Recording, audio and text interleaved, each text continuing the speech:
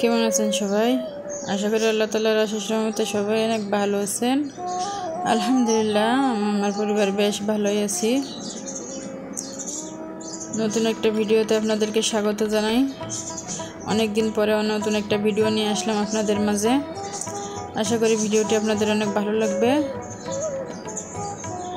আসলে আমি অনেক দিন ভিডিও দেওয়া হয়নি, কারোর ভিডিও দেখা হয়নি, কারণ আমি গ্রামের বাড়িতে গেছিলাম, শ্বশুর বাড়ি বাবার বাড়ি সব মিলে অনেক দিন থাকা হয়েছে। আর আমার গ্রামের বাড়ি মানে সুন্দরবন বাবার বাড়ি, ওখানে নেট অনেক প্রবলেম, এই কারণে কারোর ভিডিও দেখতে পারিনি আর ভিডিও দিতেও পারিনি। তো আশা করি আপনারা আমার পাশে থাকবেন। ইনশাল্লাহ এখন থেকে আমি আপনাদের ভিডিও দেখব আর ভিডিও দেব।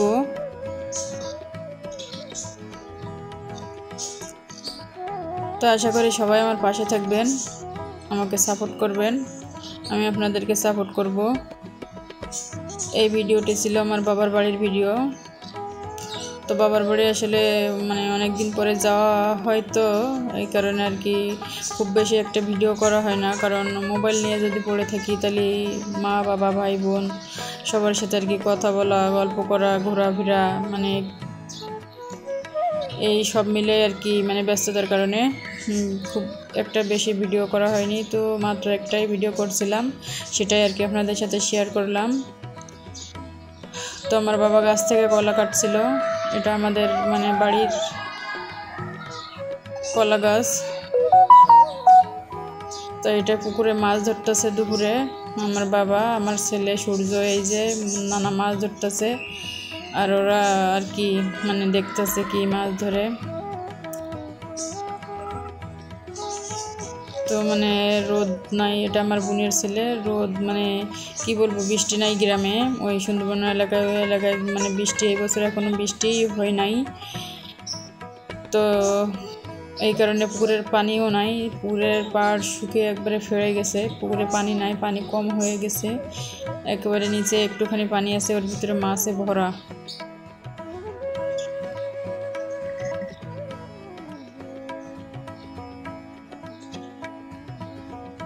তো মাছ অবশেষে মাছ নিয়ে আসলো, মাছ পেলে একটা কাতলা মাছ পেয়েছে আর পাঙ্গাস মাছ পেয়েছে কয়েকটা। ছোট পাঙ্গাস মাছগুলো ছোট, আর কাতলা মাছটা এটা ছিল 3 কেজির মতো, বাট ক্যামেরায় অনেক ছোট দেখা যাচ্ছে।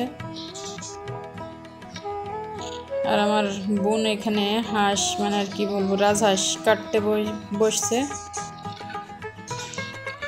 তো রান্না বান্না খাওয়া দাওয়া শেষ করে দুপুরে আমি একটু শুয়েছিলাম, আর আমার ছোটো বোন আমার একটু হাতে মেহেদি দিয়ে দিচ্ছিল, আবার ও একা একা ভিডিও করছে। তো এটা কিন্তু দুপুরের পরে বিকালের দিকে। তো এটাই এই সুন্দরবনের এলাকার এই বছরের প্রথম বৃষ্টি তো সেটা একটু নিয়ে নিলাম। এই যে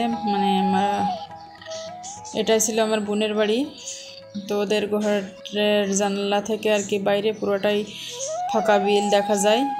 তো এখানে বৃষ্টি পড়তেছে টিপি টিপি, আর এই যে উঠানে বড় একটা সবেদা গাছ আছে, সেখান থেকে ঝড় হচ্ছে, বৃষ্টি হচ্ছে, সবেদা পড়ে উঠানে একবারে উঠানে ডিপ মেরে গেছে যারে বলে, অনেক বড় বড় সবেদা। তো এই এলাকার মানুষ সব কিন্তু বৃষ্টির পানিই খায়। তো এই যে বড় বড় গাছ ট্যাঙ্কেও মাটি দিয়ে এই যে হাউস বলে, হাউস বানিয়ে রাখে, এটাই সারা বছর খাওয়ার জন্য এটাই পানি সংরক্ষণ করে রাখে। সবেদা পড়ছে বৃষ্টিতে, ঝড়ে। এই যে পানি ধরার জন্য পাতিল পাতা আছে, এদিকে এটা হচ্ছে হাঁস মুরগির ডাল।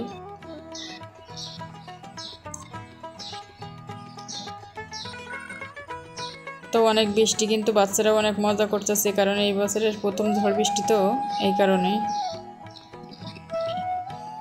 আর এটা ছিল বাবার বাড়ির ভিডিও।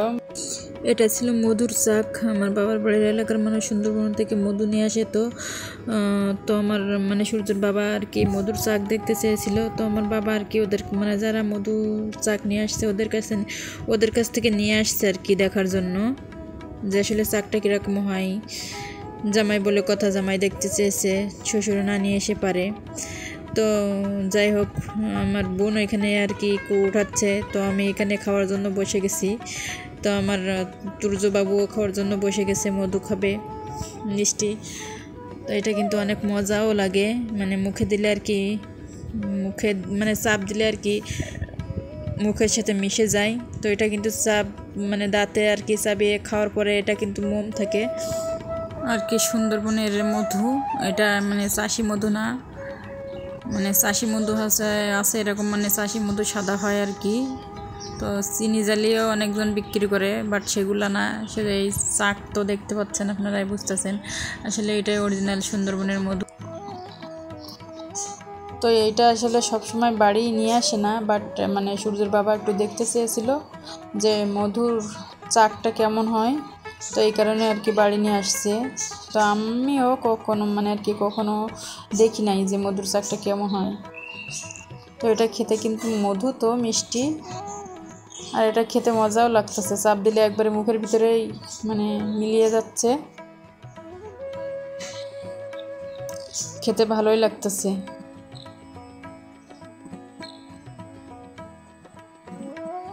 তো আমার তুর্য বেবি খাওয়ার জন্য করতেছে, তো আন্টি আবার ওর মুখে দিচ্ছে। ভিডিওটি ভালো লাগলে ছোট্ট একটি লাইক দিয়ে দিবেন, একটি লাইক দিতে অনেক কষ্ট লাগে না।